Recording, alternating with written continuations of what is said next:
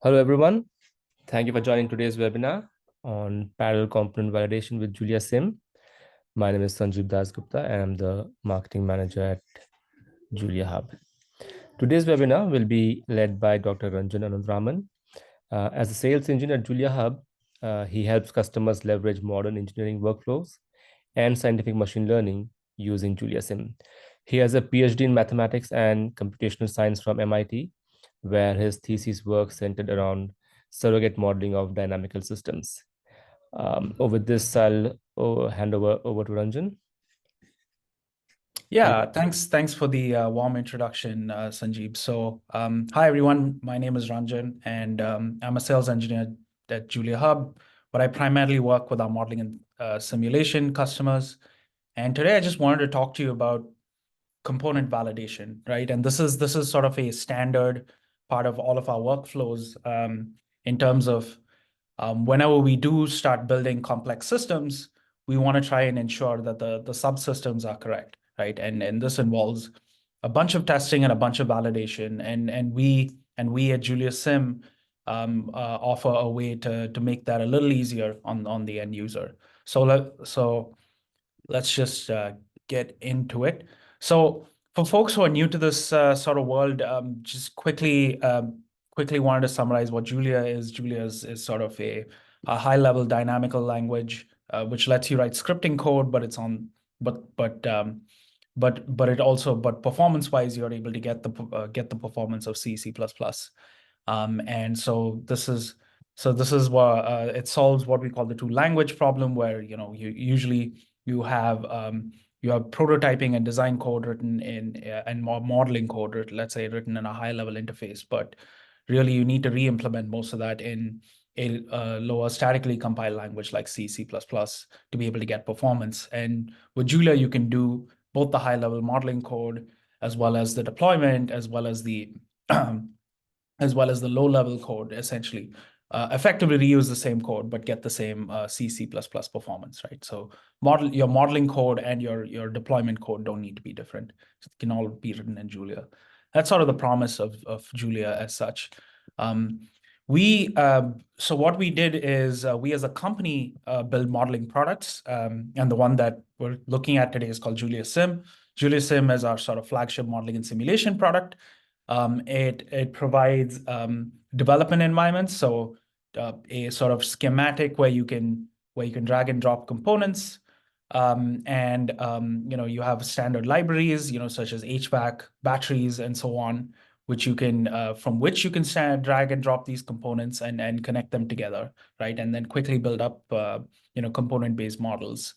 Of course, all of this has open source components to it as well. We're sort of based on the open source in some ways.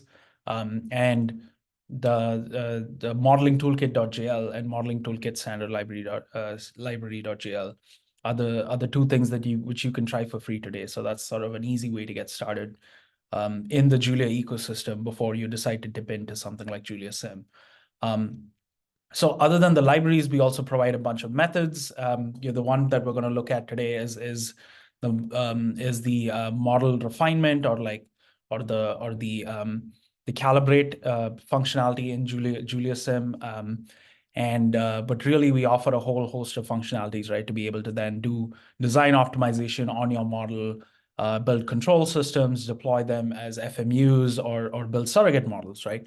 And of course, we also, as part of JuliaSim, provide a bunch of standalone apps for our standard libraries, such as JuliaSim batteries. And if you're following our webinars, you'll see that we've recently done 3 battery webinars where we showed you the domain specific app for that. And if you haven't checked that out, I would give you guys I would nudge you guys in that direction.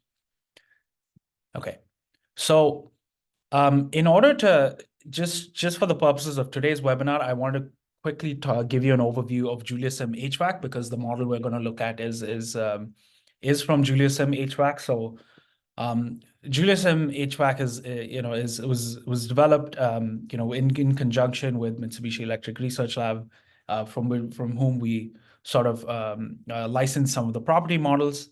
But really, we as we provide all of the pre-built components here, and and for HVAC systems and thermofluid systems. And so you'll see heat exchangers, compressors, condensers, pipes, valves, fans, things like that are all standard library components within JuliaSim HVAC. And the property models, of course, we provide spline interpolation, where the data, for example, comes from Mitsubishi, but we provide the spline interpolations for that and support a number of commercial refrigerants. Some new, some older, some newer, some meant for building simulation, some meant for automotive refrigeration or automotive cooling and cabin cooling. And we support dry and moist air and so on. And of course, the nice part about this HVAC offering is that it connects to the rest of JuliaSim, and you get all of the benefits that that you'd get from the rest of JuliaSim, including the model discovery, the model calibration, and so on. So with that out of the way, right? So and of course, if you want to check out more about JuliaSim HVAC, I would recommend our webinar. Our prior webinar here is to talk about to understand JuliaSim HVAC at a deep level. But with that out of the way, let's get into component validation with JuliaSim. And so the way so let's go back to the picture of the system that you see here, and this is a simple vapor compression system. And what we're going to really look at is the refrigerant loop, right? And that's sort of colored in these sort of in the box over here. And of course, you can see that it's colored with this dark blue here, whereas the outside or whatever, whereas the components outside of the refrigerant loop are colored in gray here. But we're going to look at the refrigerant loop itself, so which consists of 4 components, right? And if you're a company that designs a system like this, presumably you have a supplier for all of these components as well. And if you're a system integrator, let's say you're designing these components, you get this data from the lab. But really, you want your model to match what you're getting from your supplier or what you're seeing in the lab, and that's what I'd call as validation. So you can see that this refrigerant side loop has 4 components, and what we want to do today is to validate each of these components. Now, usually what folks do is that an engineer takes some of the lab data that they get and drags and drops a model, and you might do this sort of process in serial, right? Like to be able to first deal with the compressor, then deal with the condenser or heat exchanger and the valve and the evaporator and so on. However, with JuliaHub, we're sort of cognizant of the fact that this can be a time-consuming process. What we try and do is simplify or in some ways parallelize this process or make this asynchronous by leveraging our cloud platform called JuliaHub. And JuliaSim, which is our modeling and simulation tool, is built upon this cloud platform. It's delivered to this cloud platform, which is why most of our examples are hosted on a website called JuliaHub. So you see that we have an orchestration. So JuliaHub is essentially your pet HPC, right? And which is just available and from a login, right? And really, this HPC has a nice job scheduling and orchestration layer, right? And job spawning layer. So what we can do is, if we can gather all of our data and organize all of our data with all of the components, we can just sort of parallelize this process by submitting jobs, essentially in JuliaSim jobs, to JuliaHub, and JuliaHub will do the validation and calibration, and then save the validated model as a JuliaHub data set, right? Which can then be downloaded and used, and then you can put a system together and just check that the system works, right? And this is something you can do quite easily. So this is the capability that we're going to see today, really, yeah. So maybe I'll pause for a second to see if there are any questions on this. I don't see any, so I'm just going to quickly move on. So this validation capability is built upon a model optimizer library. So this is this is our library that provides calibration and validation routines, and this is the library that talks to JuliaHub and submits the jobs.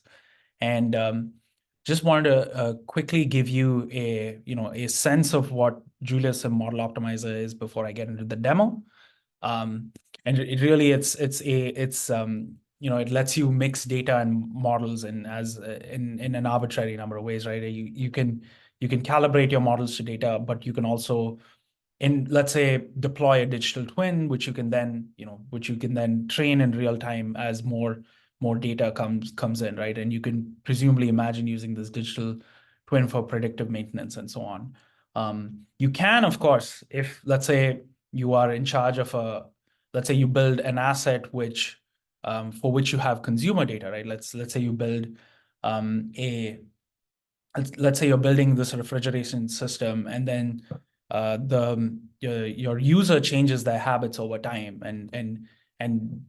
but that, for example, is not captured in your model. What you can then do is augment your model with a data-driven term that represents new user behavior, and then regress upon it to discover new physics. So essentially getting a new user model for the component you're manufacturing. And that, of course, can then be deployed to the digital twin, which can then improve the quality of your predictive maintenance. So JuliaSim Model Optimizer enables all of this stuff. But essentially it's a set of calibration algorithms. Really, the algorithms that it provides are these calibration algorithms, and which compose with a number of different optimization algorithms, which could be gradient-free, gradient-based, gradient-free, local or global, right? And then the other real big thing it can do, and we'll look at today, is parametric uncertainty quantification. And I'll get into what that means in a second. But as I said, all of these calibration algorithms enable the digital twin sort of capability. And then of course you can to augment your digital twin in real time, you can use the model discovery feature from the library as well. So why, let's say, JuliaSim Model Optimizer? JuliaSim Model Optimizer is sort of we've done a lot of R&D to make sure that we don't hit a lot of local minima. And we can try and so in that sense the calibration algorithms are quite robust. And if you're struggling, for example, to calibrate your model to supplier data and so on, this is something that can really help.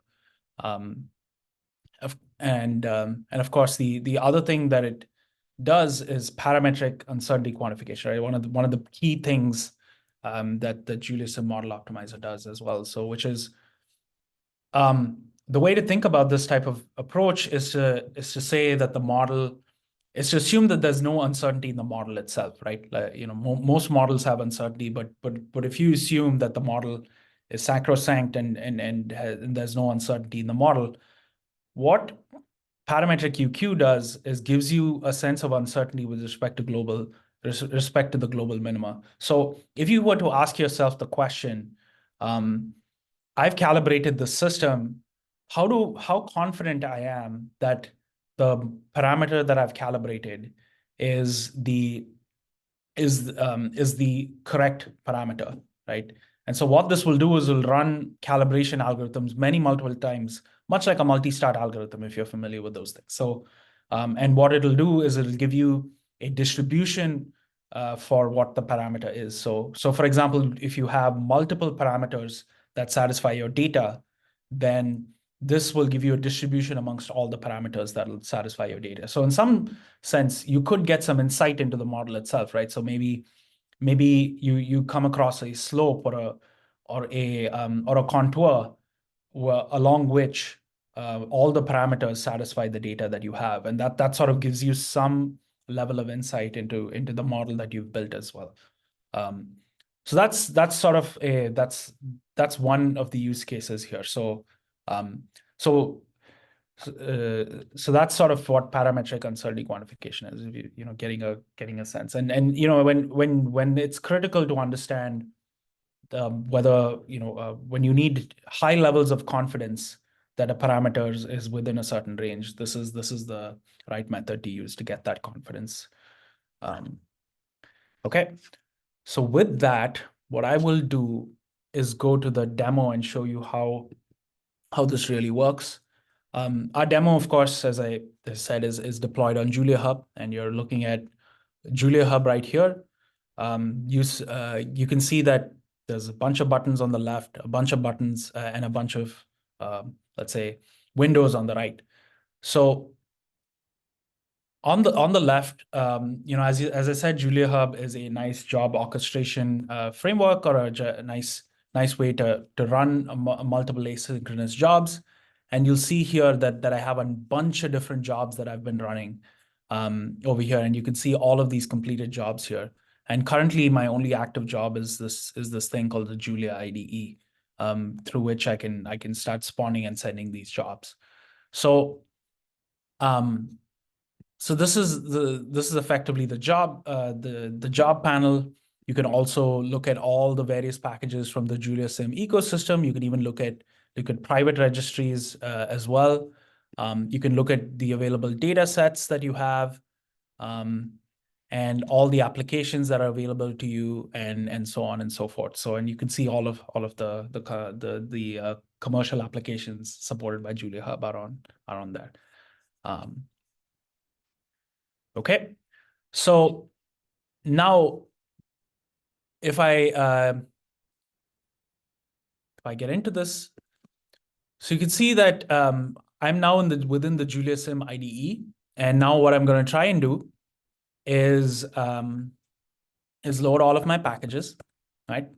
And then what I'll do is I'll load a bunch of model code. And this is no real secret. It literally defines a bunch of models, and it defines the 4 models that I referred to earlier, which are the evaporator, condenser, and the compressor. I don't believe we're calibrating the valve in this example, but it so this loads 3 different model codes, and what we're going to do is we're going to calibrate all of them through JuliaHub. And so I can load the compressor model and then look at the parameters that I want to estimate robustly. And then what I will do is I will construct a calibration experiment, which will give me a job, basically, which will give me what we call an inverse problem to estimate the parameters from the data.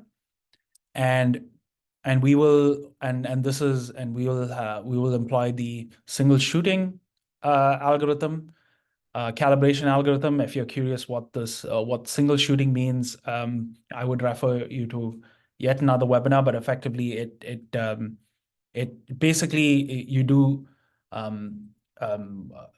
calibrate the data of the from the entire time span all in one shot, right? And the last step is to specify some computational specs. So what essentially we're doing is we're spawning a cloud job on JuliaHub, and that cloud job is required to have 4 CPUs and 32 gigs of RAM, and we can specify that and pass it the calibration algorithm, and then start a job. And once this is set up, maybe you can see the screen down here. You'll see that Julia is trying to get the job together, and then you'll see that the JuliaHub job has been submitted, and you have, and then you have you see what you can see the name of the job and the compute configuration of this thing. Okay, and now when I go back here, you'll see that this job is starting to get spawned, right, on JuliaHub, and it's starting to do the calibration. And I'll show you some logs from that job in the meantime. But since this is an asynchronous system, I mean, we have immediately returned here. So what I will do is I will let that compute. But since I've done this prior, I will show you the results from the experiments. So now I've loaded the calibration algorithm, and you can see I can load the final parameters, and as you can see, this thing computed in 21 seconds. And I'll plot the answer to see if my condenser system has been validated. So as you can see here, I have a 4x4 plot of the condenser validation. You can see that the plot closely matches the data here. So our calibration was a success. Now similarly, we can sort of go ahead and then do the evaporator model, which I'll quickly spawn up as well. And you can see I've loaded the results from the evaporator calibration, and you can see that took a minute to compute. And you can see that the evaporator validation has also happened, and it looks quite correct. So the other thing to notice is that there's also a lot of sharp transients here, and that the calibration algorithm is quite robust to all of this. And you know, you get real world noise and difficulties all the time when trying to calibrate these things. So you can see that JuliaSim is quite robust to this. Right. And the final component that I wanted to show you is calibrating the compressor. Now, JuliaSim Model Optimizer doesn't just do one, can also take in multiple data sets. So let's say you're having a compressor model. You want a universal compressor model, right? And let's say you have 2 or 3 different models of this compressor, depending on the system that you ship. What you can do, and if you want a generalized sort of version of this compressor model, or let's say you have multiple data sets from your supplier for one component, you can put them all together in a set of data sets. And so with the compressor, you can see I've decided the parameters that I want to calibrate. But what I can do is I can call this algorithm called stochastic global opt, and what it'll do is it'll run the optimization a number of times, and it'll understand what the uncertainty is. So there are 2 things that are happening here, right? So first, the fact that we can include multiple data sets in our computation. So, and all of the data sets correspond to different control inputs into the compressor. Or you're looking at system responses, you know, of different control inputs into the compressor. And the second thing that we're going to try and do is try and see if we can get some sense of uncertainty around the parameters that have been calibrated, right? So two interesting bits of complexity there. So we set up the experiment, start grabbing all of our data. And we set up the stochastic global optimization method. And then we can run a parametric UQ that I referred to earlier, which will give us a sense of some confidence around how correct these models are. And so this, of course, as you can imagine, will get spawned off as a JuliaHub job. And you can see this job ended up taking about 2 minutes, and I've of course done this prior. So the previous job that I ran took about 2 minutes, and as we grab the results, we can see a number of different distributions for all the various parameters that are showing up, and it turns out that all of them are quite tight. If we really look at it, maybe except for this one, right? Except for one of the parameters, all of them are quite tight. So we know we have pretty high confidence that the parameters are correct based on the data that we have seen. So that's really what the parametric UQ does. So as I was mentioning so far, all of these were spawned as jobs on JuliaHub. So what does that mean? You can see that jobs on JuliaHub are these JR ID jobs here. They appear as active jobs on JuliaHub. What I can do is I can see the metrics. So I can see the CPU utilization metric. So interestingly enough, in this case, it's a multi-threaded job. And you can see the different levels of CPU utilization for all the Julia processes, or rather a multi-process job. So you can see the utilization for all the Julia processes, and you can see how much memory it's utilizing, which is not much. So I needn't have used 32 gigs of RAM for this, just as an example. And I can, excuse me, and I can see some logs, right? I can see that this is grabbing some authentication some authentication tokens, and I guess it hasn't, this one hasn't started computing yet, or maybe it has. Let's look at the other job to see what the logs are. Oh, I think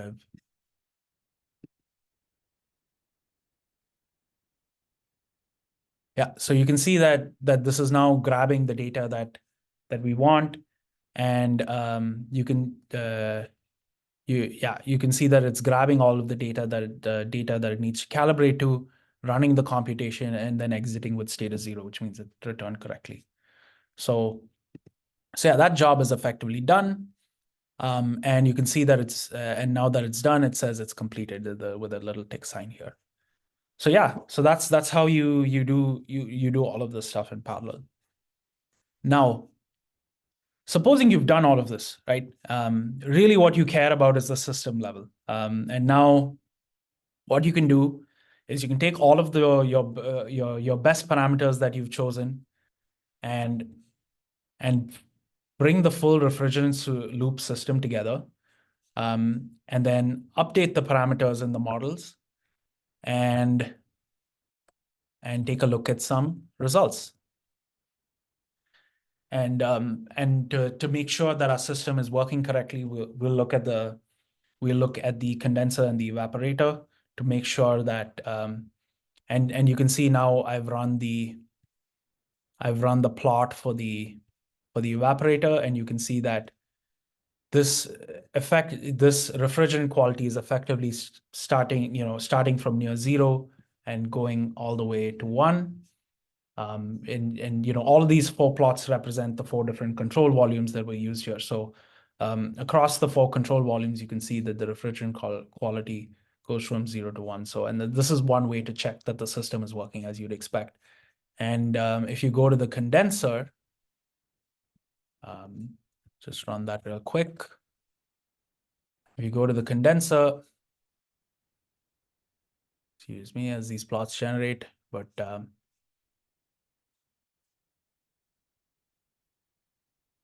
yeah, as you can, if you go to the condenser, you can see that the system goes from 1 to 0, and then this 0 to 1, 1 to 0 stuff represents a phase transition, right? And as you'd expect from a condenser that changes gas to liquid, and evaporator that changes liquid to gas. And so this tells us that with our calibrated parameters that the system works, and yeah, this is how you would do the full validation in JuliaSim. So maybe I'll stop for a second and see if there are any questions about the demo.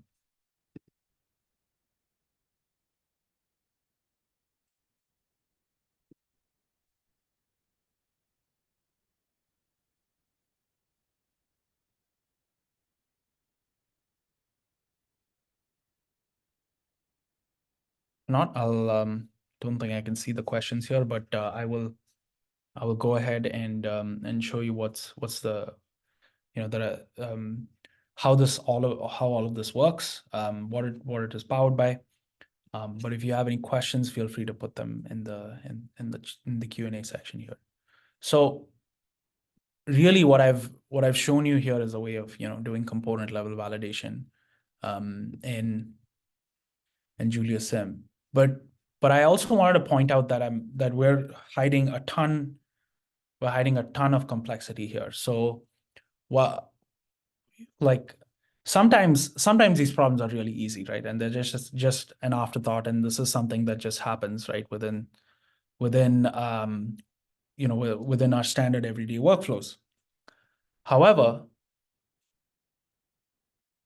model calibration can be hard, right? And usually if your model is really nonlinear, and you have all sorts of nonlinear effects and discontinuities going on, which is the case with which happens a lot in vapor compression systems and refrigeration systems and buildings and so on. So it's the models themselves become very expensive to simulate, and the parameter estimation can run to many local minima, and usually you want, and these parameter estimations take really a long time to converge.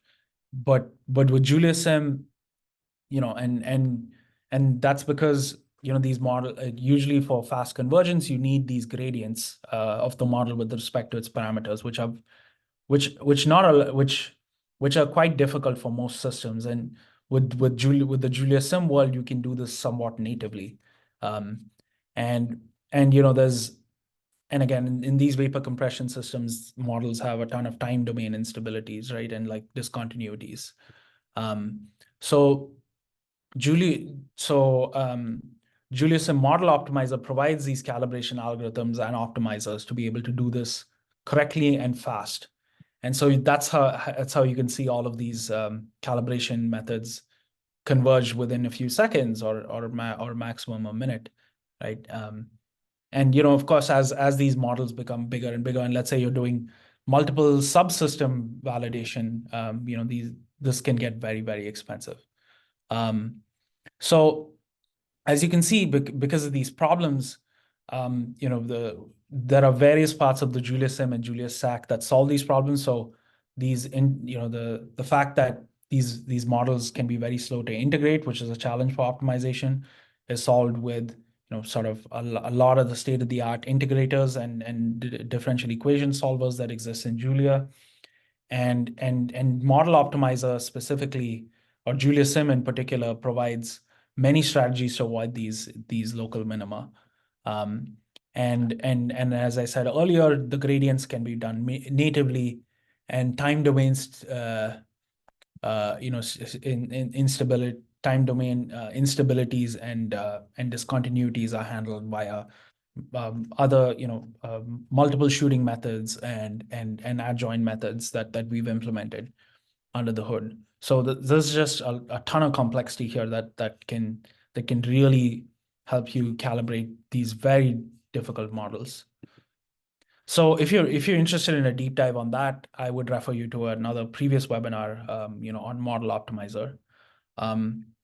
But if not, this is JuliaSim, broadly speaking, its design capabilities, or its total capability. And you can see that, you can design models, but of course you can do model discovery and calibration, build control systems and surrogate models. Our model optimization capability or refinement capability rests, in these two categories.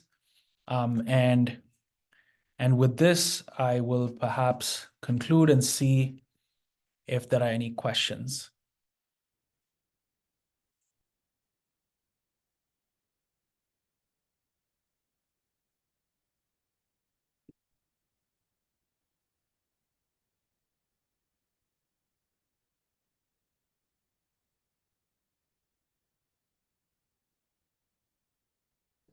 Yeah, you can either type in your questions in the Q&A section, or you can just ask it, and we should be able to answer them.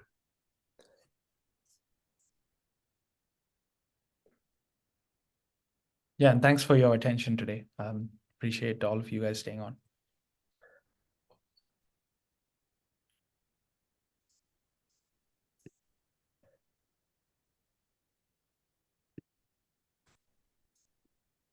And looks like there are no questions. Maybe in that case, we can end the day today. Yeah. Yeah. All right. Okay. Thank you, everyone. Thank you for joining this webinar. And we'll send you the webinar recording through an email, and you can watch it at your convenience. And in case you want to attend our future webinars, you can go to the events section on the website. We have a list of upcoming webinars there. Thanks a lot, Ranjan, and thank you, everyone. Have a great day. Thanks, everyone. Take care.